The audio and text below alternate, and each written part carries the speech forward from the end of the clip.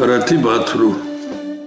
Qabunu çaraba qami çekru baqassa busar sunnet sagu. Yani bunu qinsagu çekru. Çiv çaraba qa bal erki minnul hiç yegu qiriu beysa. Ge beysar qabunu çaraba qami çekru kumma. Gennün ratibatru uçeysar. Gennu busar bir rekadusa körhil çeklil hiç beysa.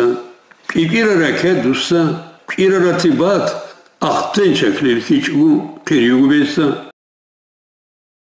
Bir rekadusa bir ratibat ahtın çeklil hiç. Bir rekat margacan çeklil qiriu. Bir rekat qatan çeklil qiriu.